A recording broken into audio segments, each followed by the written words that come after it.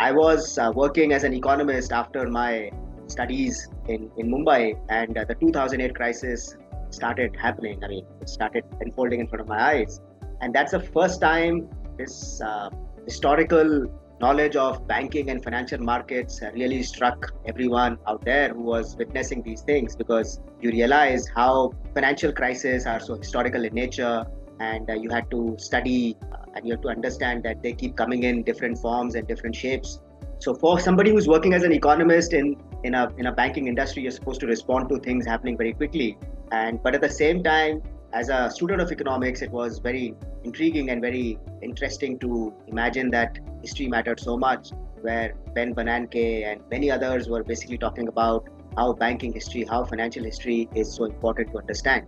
And Bernanke, himself a student of Great Depression, made some changes, came up, though he woke up late, but really went around the policy making at Federal Reserve largely from his historical research. So that was very fascinating to see and fascinating to hear and fascinating to read. And at that time, I'd never really thought about a PhD, but I was gradually going there. And then you come to IIM Bangalore and you start doing usual conventional courses where history is nowhere there in the picture.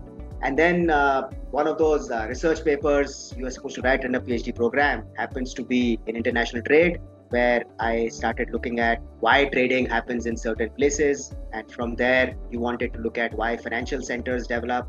So one thing leads to the other, and you stumbled on this South Canara sort of banking developments. Because when you are looking at some historical significance of why Mumbai developed as a financial center and so on, you are trying to find some more material. And then you stumbled in IIM Bangalore library about this South Canara banking history. Now, why IIM Bangalore had information about South Canara banking history is also has its own history. IIM Bangalore's first chairperson was Mr. T.A. Pai, second in running of who ran the Syndicate Bank for many years very successfully. And so he sent a lot of books on South Canara banks to the IIM Bangalore library, and they were lying there, always dusted. Nobody had really looked at them, more or less, because in these books you can figure out that who's issued and so on and so forth. And you're like, okay, all these years you've spent in Mumbai, but nobody's spoken about these things. So you started reading them, and you were taken aback, saying that, oh, this region is very promising. So many banks came in, and then I thought that this is a very interesting topic to do research. So based on this experiences as a professional economist, and later stumbling on this research, and then I had to find a committee and find within the institution ways to do this. So I started looking at it, and that's how the South Canara banking story starts to develop in my mind.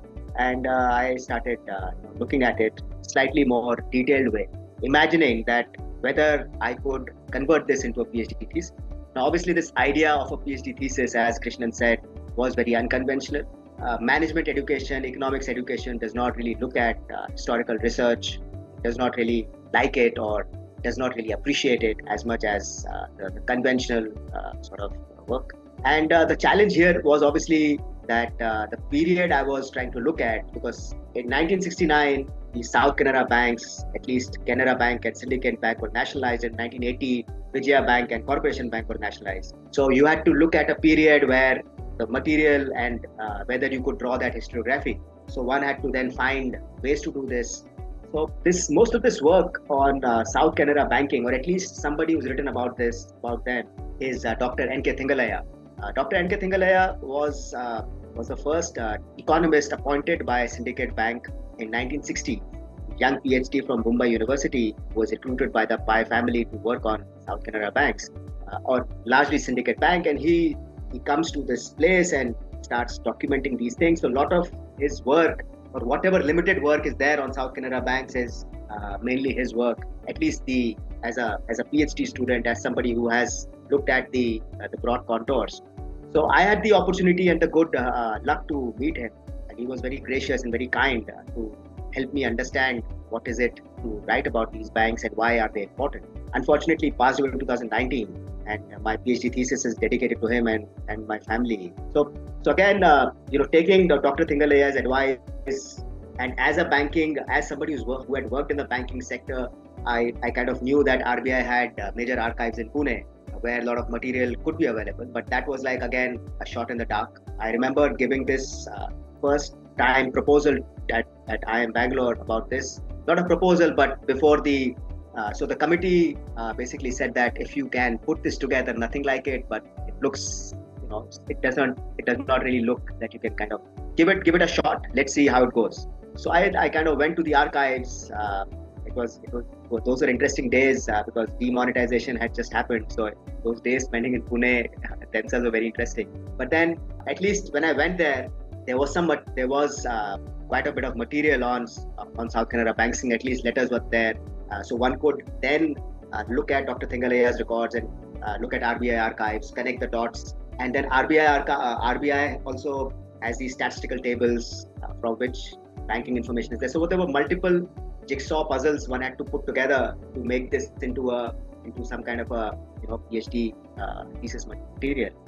And then I think gradually the topic was so interesting because how do you explain that a remote region like South Canara will have so many banks, 22 banks coming together? Out of those 22 banks, 4 banks become national level large banks. And when one looks at the large banks, it's very natural that the largest banks in any country will emerge out of the trading and commercial centers. So the largest banks in India emerged out of Bombay, out of Calcutta, out of Madras. And there were banks from Delhi too, but the banks in Delhi had migrated from Lahore. 3 of them had migrated from Lahore when India was partitioned. Anyways, so in this historiography, when you look at that there were 4 banks from Bombay, which were very prominent national level banks. There were 3 from Calcutta, 2 from Madras, but then 4 from South Canara. So it was not just about some small banks coming all around, but how they gradually kind of become large banks.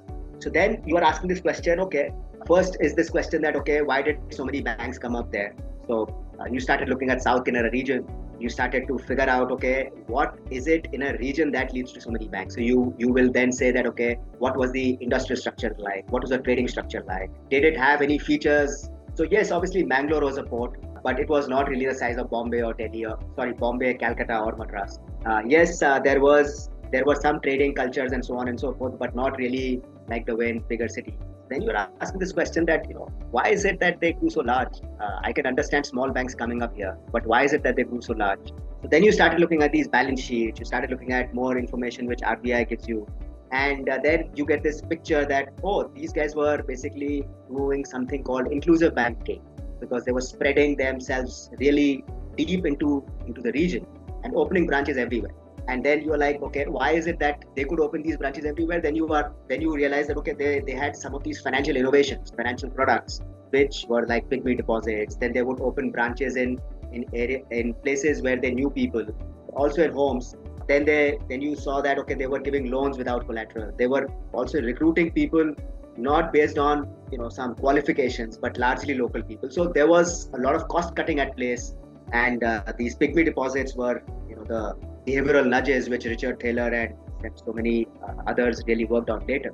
So what you realize is that there's some kind of very interesting banking developments going on here, and somebody had to document them. It's just that I was lucky and I kind of was involved in it, was motivated to do something in history.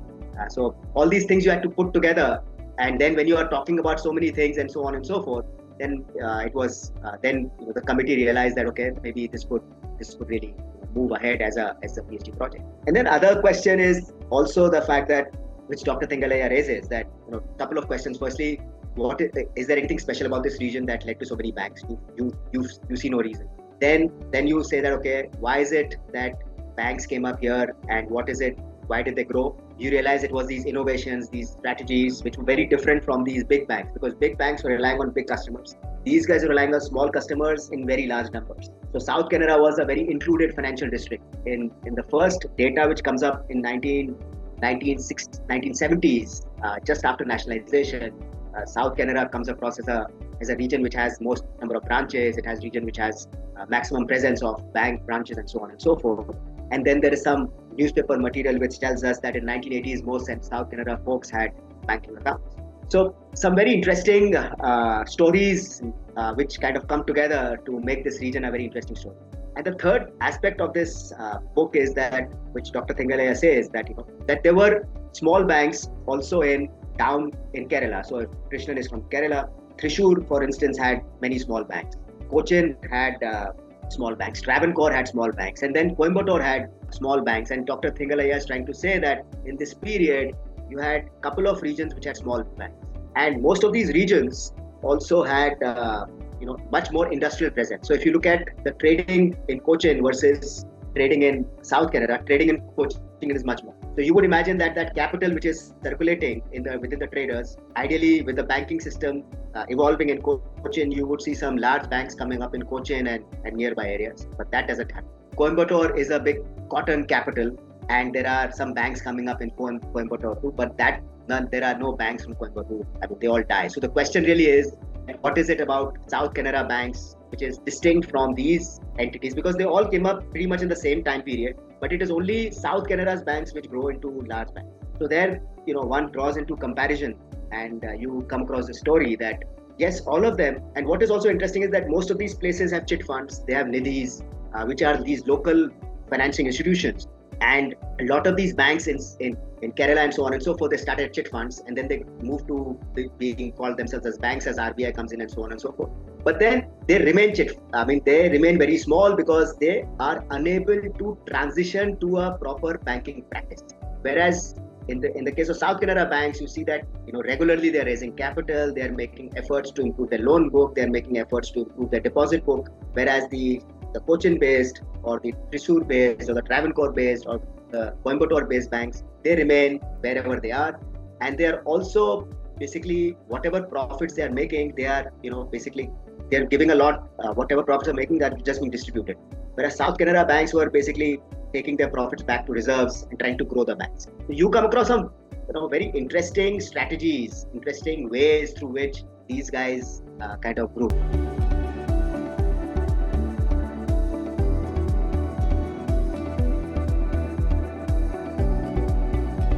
Very interesting question. Even during the PhD days, this discussion came in whether any lessons can be drawn forward from the South Canara Bank to today's banking.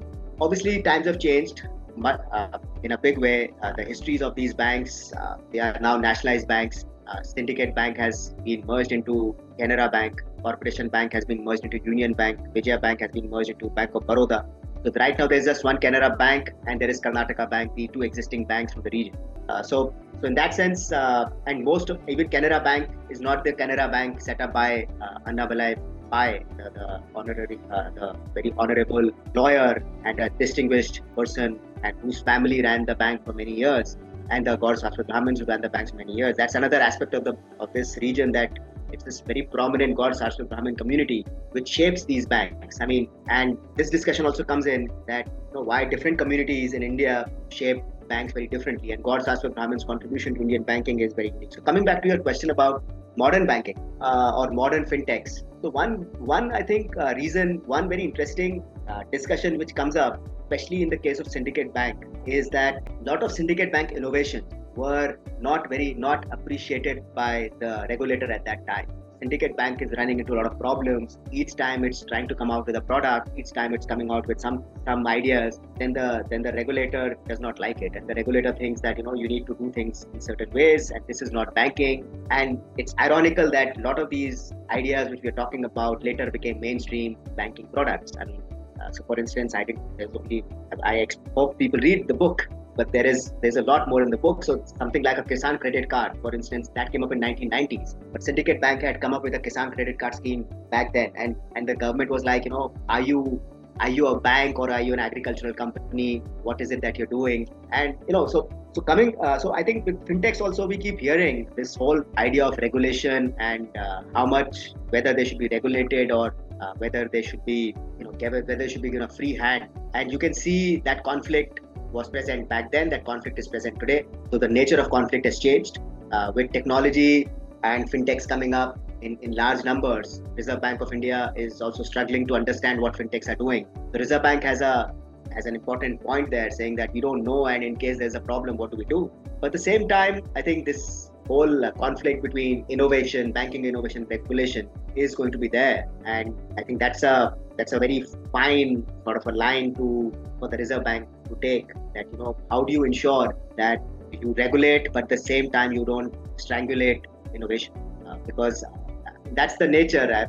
that some people might be taking advantage of these loose regulations and creating some faulty products, create some frauds. But at the same time, there is still a larger community which believes in the welfare and which wants to come up with banking products which help, because generally financial system still has lots of gaps. There is still so many people you travel around, and there are still, especially vegetables sellers, so many people around. As I talk to my fruit seller or vegetable seller, most of them are still relying on informal sources and some very high interest rates. So obviously, banking system has its own challenges. It can't really go out there to reach people. Fintechs are doing a job which some of these South Canara banks were doing very ably at that time. But so again, I have no real great answers for this, but I can see that conflict present back then. I can see the conflict being present today. And Reserve Bank of India has to figure out a balancing line here. And I think fintechs will complain that you are too strict, you're not allowing us to do things. But Reserve Bank will say, look, we don't want unnecessary risks building in the system. Now, how do you really navigate through these lines?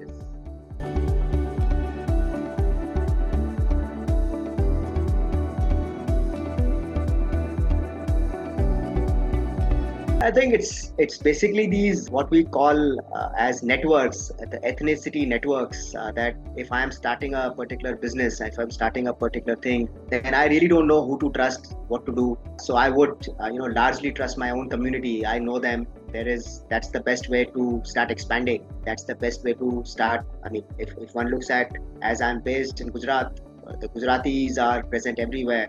And as you speak to them, even locally, so many Gujarati business persons in some of these shops you go to, mostly family members, and family members, not just of immediate family but extended family, because that's the best way. I don't know who to trust, I don't know who to rely on. And if, let's say, there is this one of these snack shop or any of these shops in Gujarat, and you want to open something outside and you want to send somebody outside, then you end up sending somebody from your own community, because that's the best way to keep a check. I don't have to recruit somebody, I don't have to find out how that person is. So in that sense, all these ethnic networks, that's the jargon of it. That's like a big study point, saying that how these ethnic networks start developing and why these ethnic networks are so important. But historically, I mean, when you look at the Western capital, much of it was handled by Jews, and that is again ethnicity, right? I mean, you realize that, you understand that this person will not cheat, this person will not run away. There may be some problems in the person, but somewhere down the line, when I am dealing with somebody outside the community, I don't know. There are too many things to worry about. So in that sense, that's why all these organizations typically expand in that fashion. But then what's very interesting in the South Canara sort of case is that gradually they are willing to shed their inhibitions. And which is also, when one reads the book and you look at the comparative picture between South Canara banks and the banks in Kerala, banks in Coimbatore and so on, South Canara folks were willing to open branches elsewhere, and they were willing to merge banks elsewhere. Whereas most of these other Kerala-based banks were just interested in opening branches within their community, within their local geography. So I think it's that openness to ideas and openness to take on other regions is also what defines South Canara Bank. So no business can grow big if you are just relying on your own community. Yes, the communities will control much of the affairs. They will, but then gradually you have to let professionals come in, you have to let other people come in. But then by then you have consolidated it so much that things cannot go wrong, or if they go wrong, that the possibility of it going into a crisis are not as large.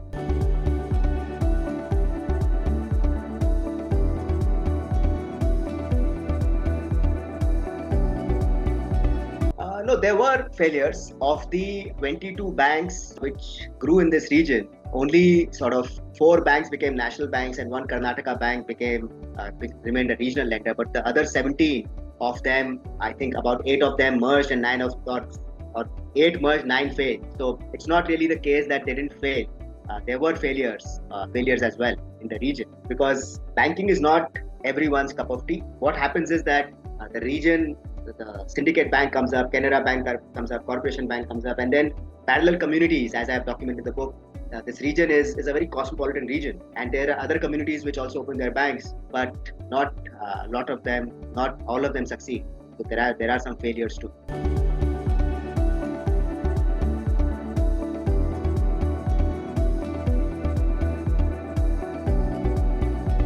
commonality is in the successes is usually this ability to raise capital, ability to mobilize deposits, ability to give loans, and obviously that even today, if one looks at banking, when you look at the failure of Yes Bank versus a Kotak Mahindra Bank, you see that the risks taken by Yes Bank were much larger than Kotak Mahindra Bank. I mean, that's like a well-known fact. Both the banks started together at the same time, but Yes Bank simply takes off, whereas Kotak Mahindra Bank is much more stable. It does not let risks come in. So that's a similar story with the South Canara banks too. But again, it is much easier to document these things about Kotak, and what I have tried to show is you could take it as the sort of first evidence about first or second evidence, depending on Dr. Thingalaya's work is kind of hinting to some of these things. So those problems are there, that you gave loans to people who didn't give loans back. You didn't have policies which were basically looking at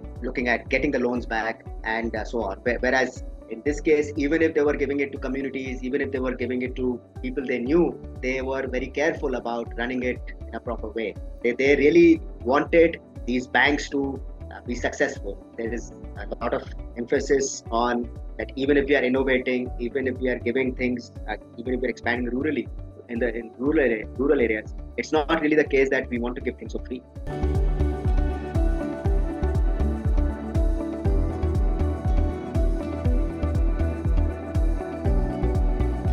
I mean, obviously, I had friends like Krishnan in campus who were there to hear me out. I had a bunch of more friends but obviously none really in history. There was Chenmay Tumbe, my senior at IIM Bangalore, who was very supportive, had moved. So again, one was drawing inspiration from whoever was doing that kind of work. My committee was largely very supportive.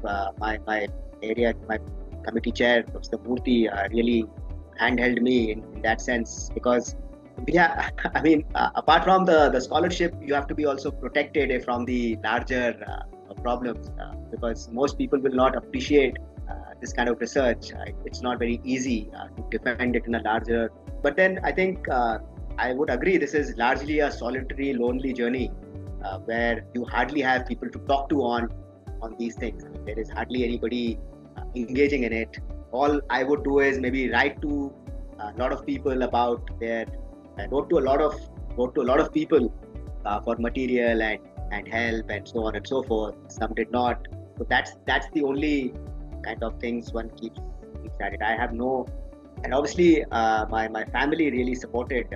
My wife and my daughter were very kind to me. I think those things do matter for sure, because this is, I mean, any PhD journey is very lonely, but you will find in an economics community that there is some kind of discussion going on. But when you're doing something historically linked, there's hardly anything going on. Never really, it's very difficult that way to. But then I was kind of motivated. I thought that's matters most.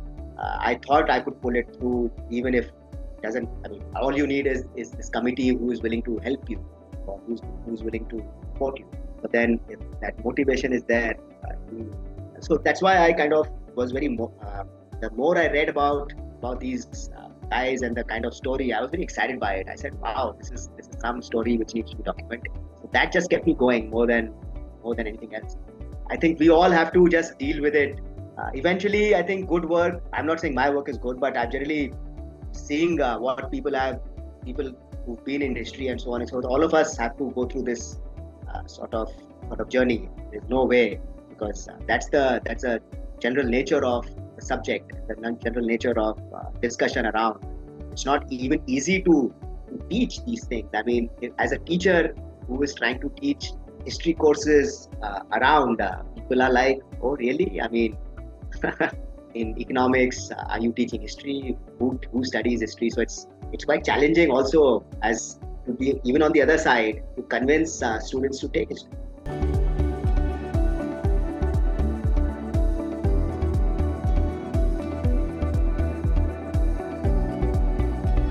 I never really wanted to do a PhD in the first place. I never, as an econ student, I'd never really thought about it. But I think this experience, this journey I had in Mumbai as an economic researcher working in financial markets, which also happens to be at the time when global financial crisis happens, and I see some of these big firms failing, who one wanted to work at one point of time. So So that obviously played a major role. And then one was fortunately in touch with people who were reading. So I think reading really matters. You have to somehow find people who are reading. Uh, so I had this friend who used to carry another person from Kerala who used to carry this fat book in his bag in this very busy Mumbai sort of life, and he would pick it out, and I would read this name Ramchandra Gua, India After Gandhi. And I'm like, what is this book? So he would tell me about this book, saying that it's this very interesting history of India written by Ramchandra Gua. I said, Ramchandra Gua is this guy who writes about cricket. What does he have to do with history? So then, because most of us are also cricket fans, so he said, no, he's this written this very interesting book. So then I picked up that book. I was very inspired, saying, oh wow, this is the first time I've read history like this. And so back of the mind, these events, that importance of economic history, and then you realizing as you're working that you have this academic bent of mind, and then finding an institution which is willing to take you.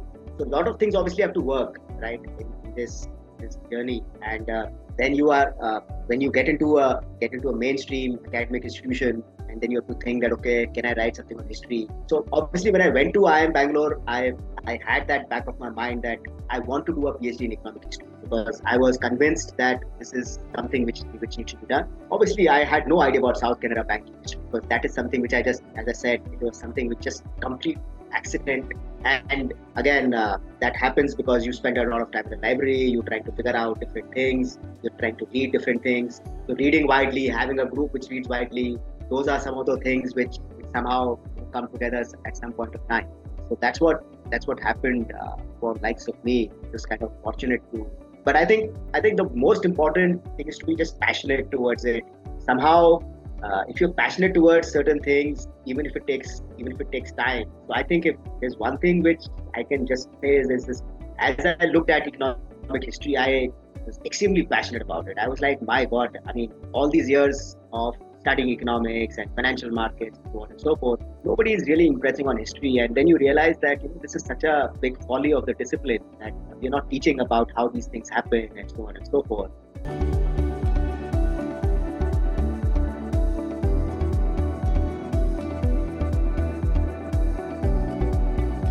I don't think IIM alone is responsible. I had some wonderful 5 years. They gave me a good scholarship to live. Bangalore is a wonderful place. So lots of interesting things. I ate a lot of food there. Met some amazing friends there. So I won't blame it on. It's a general education system which Rohit was just referring to in this discussion we were just having, that somehow in the last few decades or so on and so forth, we've said that answering historical questions or doing historical research is not important. And that's a call which economists and financial markets and many others have taken, financial research and so on and so forth. So that is really the problem. Any institution you go to has a similar problem. You go abroad, it's a similar problem. There are only a handful of places which are encouraging research in looking at historical lenses. But then I think every time you go through this churn, right, now you realize that there are just so many people with similar math-oriented skills that you need more historians, you need more philosophers. So there's this sudden demand for people who want to study these things. Back 50, 60 years ago, where there were more historians, more philosophers, there was a need for more math-oriented people. So we shift from one extreme to the other extreme. And so in that sense, the disciplines get marginalized. We don't look at our own histories. We don't look at our own sorts of things. And obviously, it's not, as I said, the PhD journey is a very personal journey. So in that sense, if you are convinced that you can pull this off as a researcher, then gradually you will find people. Though it's tough. I'm not saying it's not tough, because firstly, it's one thing to do research. Another thing is to find a job after doing that. So most places you apply to would expect you to be this modern macroeconomist, empirical macroeconomist, etc., etc. So, but not really a history person. When I was applying, obviously, I also went through those struggles. So most people will not look at your CV. Most people will not look at saying that, oh, this guy is this history guy. You may not know his math. You may not know this. So those issues do come up. But then that's what it is. You like something, so you deal with it. You know that if you like something, then gradually something may turn up. If you don't like something and you end up doing it, then things will gradually backfire. That's what it is. You just have to follow a passion.